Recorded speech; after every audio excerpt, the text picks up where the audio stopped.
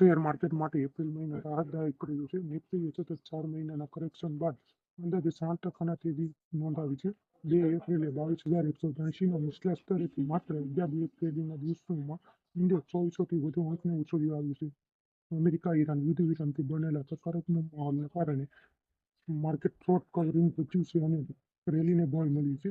21 એપ્રિલે નિફ્ટી 24,601ના સ્તર સુધી પહોંચ્યો હતો, પરંતુ ત્યારબાદ પ્રોફિટ બુકિંગ શરૂ થયું હતું. હાલ તે 23,798થી 24,335ની મર્યાદિત રેન્જમાં ટ્રેડ થઈ રહ્યો છે. બેંક નિફ્ટીમાં પણ 9%ની તેજી બાદ માત્ર 6 દિવસમાં 2600 પોઈન્ટનો ઘટાડો નોંધાયો છે.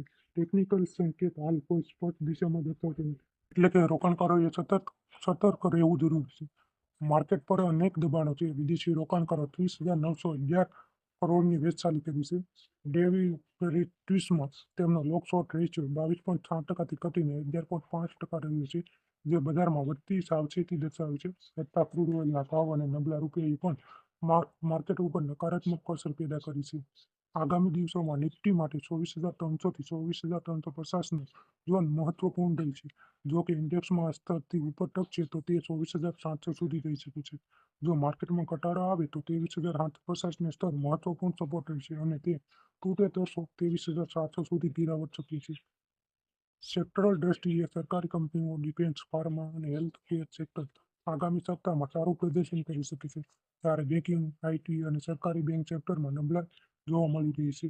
સ્મોલ કેપ ઇન્ડેક્સમાં એપ્રિલમાં 18.44%ની જોરદાર તેજી નોંધાવી છે અને ટેકનિકલ હજુ મજબૂત દેખાઈ રહ્યો છે. ઇતિહાસ મુજબ મે મહિનો મિશ્ર રહ્યો છે. છેલ્લા 20 વર્ષમાં 9 વખત પોઝિટિવ અને 11 વખત નેગેટિવ રિટર્ન મળ્યા છે.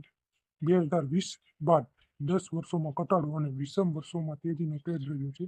એટલે મે 2026 માટે રોકાણકારોએ સતર્કતા રાખવી જરૂરી છે.